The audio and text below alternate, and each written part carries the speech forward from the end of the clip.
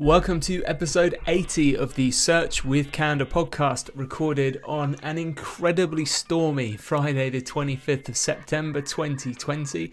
You may actually be able to hear at some points the rain smashing against the window here while I'm recording. My name is Mark Williams-Cook, and today I'm going to be talking to you about shipping details schema that Google has recently added support for, a rollout of improved messaging within Google My Business, so extra things to do if you're managing a Google My Business profile, a review of what Google said they learned at Unconference, and comparing this actually to a new discovery around on-site ads and SEO. Search with Candour is sponsored by SiteBulb, which is a desktop-based Windows and Mac site auditing tool. And every episode, I'll tell you a little bit more about SiteBulb and some of the things I use it for. It's one of the tools we use primarily for technical SEO audits within Candour Agency. It's incredibly popular. If you haven't heard of it, you can get a free trial at sitebulb.com/SWC, and going to /SWC will get you an extended 60-day trial, and you don't need to put a credit card in or anything like that. I've spoken a couple of times before, as I said, about different features in SiteBulb, about how it does things like prioritization and explains problems to you, some of the things that make it really great to use. I wanted to tell you a very quick story. One of our competitors, or another agency local to us, kind of frenemies, if you will, we help each other out, but we do compete over work sometimes. They launched they launched their new website a couple of weeks ago. And me being me, the first thing I do, of course, is just have a little poke around. So I ran SiteBulb on their site, and I just wanted to talk to you quickly about kind of the output I get from that and why it's so cool. So with many tools that will help you in auditing websites, you just kind of get a bunch of raw data back that's not particularly ordered. The cool thing about SiteBulb is it will break it down, all of your SEO issues, into things like internal, links, indexability, redirects, on-page, duplicate content, even things like security and page resources as well. And so I ran SiteBulb on their site, and the first thing I noticed that you get back was it said indexable pages 4, not indexable 129, which, as you can guess, wasn't probably what they're hoping for. And the cool way in which SiteBulb kind of processes and gives back the data was I could scroll down and immediately see a pie chart of the indexability status, and I could see that around 3/4 of the website, it said, was canonicalized. And then there was a pie chart next to that that said pretty much all of them were canonicalized to external URLs, which basically told me what the problem was before I'd even looked at the site. And when I looked at the site, I could confirm it, which was essentially they'd left lots of their canonical tags pointing towards their development site, which was just a raw IP. So really, really powerful tool, certainly top shelf for whenever I'm doing a technical audit. You can get a free trial at sitebulb.com/SWC for 60 days with no credit card, so do give it a try.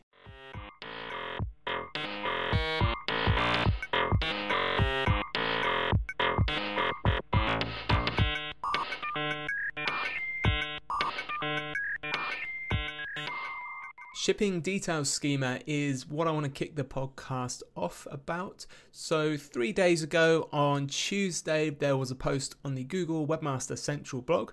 I'll give a link to it at our show notes, which are at search.withcandour.co.uk. So if ever you listen to an episode, you can go check out those show notes, and it will have links pretty much to everything we've talked about, whether it's links, posts, or tools or anything like that. So the post says, starting today, this is Google, they will support shipping details schema.org markup as an alternative way for retailers to be eligible for shipping details in Google search results. I'll break that down a little bit more. So essentially what it means is that currently you can provide shipping details through a Google Merchant Center feed. So this schema support is an alternative way to do that. So if you do not have a Merchant Center feed, or perhaps actually if not all your products are included in that feed for whatever reason, this might be helpful to you. The post goes on to say, since June 2020, retailers have been able to list their products across different Google services for free, including Google Search. We are committed to supporting ways for the ecosystem to better connect with users that come to Google to look for the best products, brands, and retailers by investing both in a more robust tool set for Google Merchant Center as well as with new kinds of schema.org options. Shipping details, including cost and expected delivery times, are often a key consideration for users making purchase decisions. In our own studies, we've heard that users abandon shopping checkouts because of unforeseen or uncertain shipping costs. I'm pretty sure that's probably everybody listening can relate to. When you are buying something online, it does suck when suddenly you've got shipping cost that's like 20% of the cost of the product, or you just can't find what it's going to cost to ship.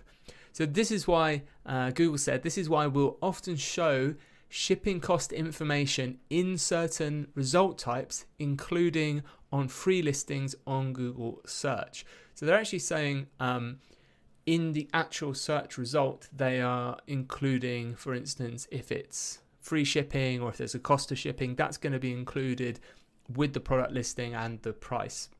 It's important to note that that type of search result is currently US only and US English only. Like many features we've seen historically with Google, this does mean it's very likely to next roll out in other English-speaking territories and then other languages. And the post wraps up saying, retailers have always been able to configure shipping settings in Google Merchant Center in order to display this information in listings. Starting today, we now also support the shipping details schema.org markup type for retailers who don't have active Merchant Center accounts with product feeds. So there's not a huge amount of reasons, to be honest, that you shouldn't have a merchant feed now. The only ones I can think of off the top of my head are if you have a content management system that basically doesn't let you generate them, and maybe your products change quite often, but most modern CMSs will support it. So this is a way to just kind of inject it now onto the page. So you could potentially do that with Google Tag Manager without having to really get into the code of your site or make any big changes there. I'll put a link in the show notes to the schema.org markup details.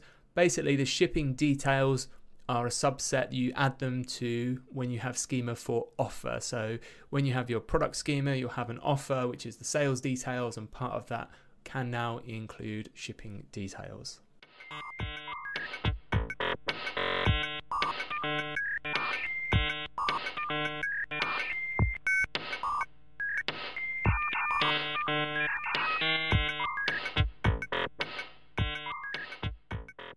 It looks like there's been an update to the messaging within Google My Business. So Google My Business does seem to be an area recently that Google is focusing on. Quite possibly, my cynical guess would be we're going to see over the next year, maybe 2 years, some more aggressive monetization of Google My Business. But for now, just like we were kind of led into other avenues, it's mostly free at the moment. So there has for a while been a messaging option in Google My Business. I'll just give you a bit more information about that first if you haven't heard of it. So if you do log into Google My Business, it's an option that you can turn on messaging. Once you've turned it on, customers will find a message button on your business profile, and they can send you then messages at any time. Those messages will appear in the Google My Business app. So there is actually an Android and iPhone app to manage your Google My Business profile. And that means you can get notifications when you do have incoming messages. It's got some other cool features, like you can customize an automated welcome message that customers get when they first message you. So it just buys you kind of some time maybe, because they can message you anytime, whether it's 4 in the morning or when you're done at work or whenever. Hopefully you are done by 4 in the morning. You can actually send photos as well through, or share photos through messages as well. And if you've got multiple people that own or manage your business profile, each one of them can then message their customers. So it's a really kind of cool way, if you don't have like live chat on your site or anything like that, to start actually conversing with your customers. And this was spotted on, I actually saw this on Twitter, like a few things I discover every week about SEO, which was from an account from a chap called Darcy Burke. He's at Darcy Burke, and he says, I'm seeing a message button in Google My Business post role. It links to the messaging window with the content from the post as the subject. Is this new? So we know one of the main things you can do with Google My Business is you can actually do posts in Google My Business. And what this means is you literally have like a kind of a almost tiny blog, if you like, within Google My Business. So you can post updates or events or anything like that about your business. And then whenever your Google My Business box is activated or triggered by a search, such as when someone searches for your brand name, you'll see the last set of posts, I think it's up to 7 days, will display. And then you can actually link directly into different web pages if you like. So whenever we do this podcast and we do the transcript every week as well, we will do a Google My Business post. So when someone Googles candidate agency, they'll be able to see as a post the last podcast we did, click on that and actually go to the page with the transcription and this audio as well. So what's changed, or what appears to have changed, is now in these posts, which are updates. So this is whether someone's done a post, or even something like in this screenshot example Darcy's given, it's a law firm that's changed their hours on Google My Business. So there's an example here, 8th of July, hours were updated. And at the bottom of each of these post boxes, there is now a little button that says message. And when you click on this button, it will open up the Google My Business messaging window, and the subject will be, for instance, in this example, hours were updated. So it's giving customers another way to directly interact with you about specific topics that you're posting or information about your business. So if, for instance, your hours changed because of Christmas, or more likely at the moment because of something like COVID, it not only is it a way to communicate that to your customers, it's allowing them to directly talk to you about that and lower friction about that as well. And the replies I've seen to this asking if it's new is, the summary seems to be yes, it's new.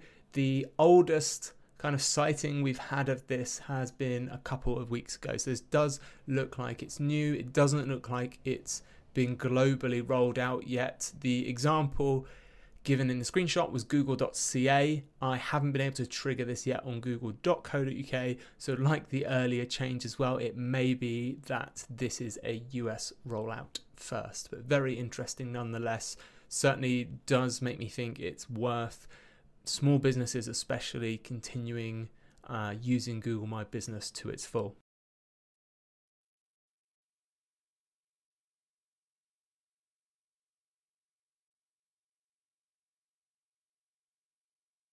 On August the 26th, Google had their first ever virtual Webmaster Unconference, and I wanted to just share with you what they said they learned from this, because it relates to the next item I want to talk about. If you haven't heard about Unconference, they said what's different about this event. In this event, you decide what sessions will happen and actively shape the content in them by taking part in discussions, feedback sessions, and similar formats that need your input. It's your chance to collaborate with other webmasters, SEOs, developers, digital marketers, publishers, and Google product teams, such as Search Console and Google Search, and help us deliver more value to you in the community. So that happened on August the 26th, and Google did a write-up a few weeks later on September the 15th saying what we learned on the first virtual Webmaster Unconference. So I'm just going to skip down to the what did we learn in the sessions. And they ran 17 sessions, divided them into 2 blocks. Half of them ran simultaneously on block 1 and the other half on block 2. They said there was lots of good discussions had, while some teams took on a few suggestions from the community to improve their products and features. Others used the sessions to bounce ideas off for knowledge and sharing. What were the biggest realizations for our internal teams? Core Web Vitals came up several times during the sessions. That's something we've had 2 actually episodes dedicated to that, and we've mentioned it a few times since then. The teams realized that they still feel rather new to users and that people are still getting used to them. Also, although Google has provided resources on them, many users still find them hard to understand and would like additional Google Help Docs for non-tech savvy users. I'm going to skip down a couple of bits here because one particular bit of the write-up interested me, which were some myths were also busted. There were sessions that busted some popular beliefs. For example, there is no inherent ranking advantage from mobile first indexing, and making a site technically better doesn't mean that it's actually better since the content is key. So I think that's pretty basic. Everyone should agree with that. When I talk to people about technical SEO, a really good way, if you're looking to describe this to clients or if you're working in-house, is that technical SEO gives you the opportunity, the ability to rank well. Unless you've got certain situations where it's technical SEO is holding otherwise, a great site with great content and links back, generally, especially if it's a new project, making sure your technical stuff is sorted is just a way to make sure search engines are understanding what you're doing. So no big surprises there. And they also said the ads and SEO myth-busting session was able to bust the following false statements. 1. Ads that run on Google Ads rank higher and sites that run Google Ads rank better. False. I think we covered that in our kind of top myths post. It's definitely one I hear a lot still, unfortunately, in 2020. I can't even think of a reason why that would be true. Number 2 was ads from other companies causing low dwell time / high bounce lower your ranking. False. And that's interesting because, again, we just have to be really careful with how these things are worded. So this is worded saying that low dwell time / high bounce rate is what's causing lower ranking, which we know it says here is false. So the ads are kind of neither here nor there, in my opinion, in that statement. And this is where it gets interesting for me. So it says ads versus no ads on, ads versus no ads on site affects SEO. And this is labeled as false. So they're saying whether or not you have adverts on your site will not affect SEO. And I'm going to just immediately leapfrog into kind of the next section of this podcast, which is actually about ads and SEO. Because earlier in this week, I saw a really interesting tweet by Glenn Gabe, who said, great example of Google trying to better understand how badly the ads on a page are impacting the user experience. I was prompted with this quick survey after returning to the SERPs, search engine result pages. That news publisher might want to take a hard look at their ad situation. And what Glenn has actually provided a screenshot here of is a Google SERP, and when he's gone back, it looks like he's on mobile. It said, how are the ads on this page? And there is a multi-choice here: bothered me a lot, bothered me a little, or didn't bother me. Now, interestingly, there was a post again, which I will link to in our show notes at search.withcandor.co.uk, which was posted in August 2019. And the post is called What Webmasters Should Know About Google's Core Updates. And this post is very commonly cited by like Danny Sullivan, Search Liaison. Anytime there's a Google Core update, they will tweet something like, our advice remains the same, have a look at this. And very quickly, the summary of this post is basically there's nothing normally to quote unquote fix if you lose rankings on a core update, because what's happening is actually Google's just realizing that it should have been ranking those other sites better than yours. So it's not centric around your site. There isn't maybe something you've just done wrong with your site, but they give a broad list of questions that you should be focusing on. So I'm just going to select a couple of bits of this to read to you. So it says in this post about core updates, and there's a section called Focus on Content, which says, as explained, pages that drop after a core update don't have anything wrong to fix. This said, we understand those who do less well after a core update change may still feel they need to do something. We suggest focusing on ensuring you're offering the best content you can. That's what our algorithms seek to reward. A starting point is to revisit the advice we've offered in the past on how to self-assess if you believe you're offering quality content. We've updated that advice with a fresh set of questions to ask yourself about your content. And there is a list here of maybe 20 or 30 different questions that you want to ask, that they said you should ask yourself. And they're broken down into categories of content and quality questions, expertise questions, presentation and production questions, and comparative questions.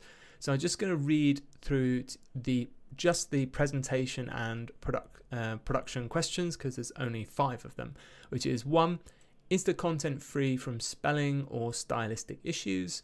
2, was the content produced well, or does it appear sloppy or hastily produced?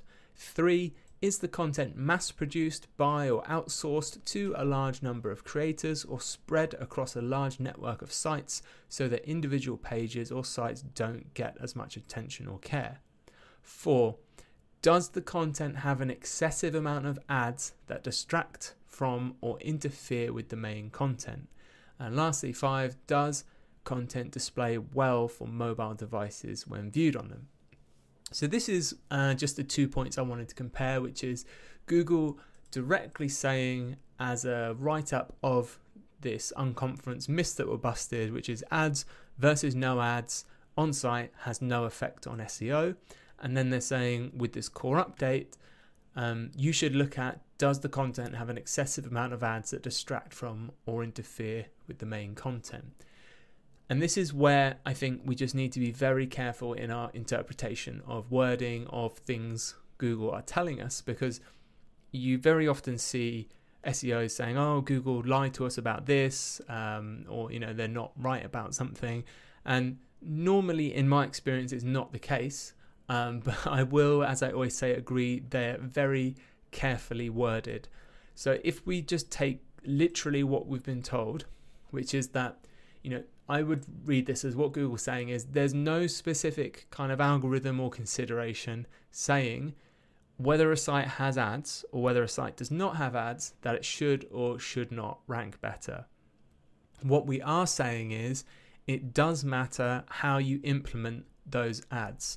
So an excessive amount of ads, and by excessive, I think they can define that here by it's distracting from or interfering with the content, could then potentially have issues. So I feel likely that part of this feedback that we're seeing, that Glenn has highlighted here, this little quick survey, is possibly going to help Google train itself in understanding what it's rendered. So if Google is rendering a page, as we know it does, and it thinks, there's ads here, maybe they're causing a problem, if they can find a way to validate that with users, they can start improving their algorithm for guessing whether the ads are intrusive or not. I don't think this feedback on how were the ads on this page, it bothered me a lot, it didn't bother me, etc., will have any impact whatsoever on that specific page or that specific site.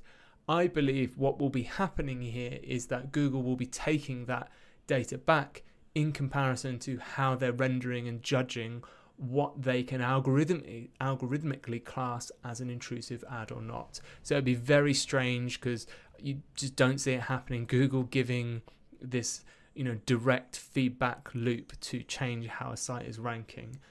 So like a lot of things they've been doing, I think they're going to be using this to try and train an algorithm to better detect what might be considered intrusive or not. And that falls alongside everything we've previously discussed about good user experience, about core web vitals, and in fairness, what Google has been telling us for a long time. And that's everything we have time for in this episode. We'll be back next week, which will be next month now, on Monday, the 5th of October. So do tune in a week's time and listen to what we have to say then. If you are enjoying the podcast, please take the time to subscribe or tell someone about it. Really appreciate it. It's really lovely just to see when people are sharing the things we're talking about. And apart from that, hope you all have a brilliant week.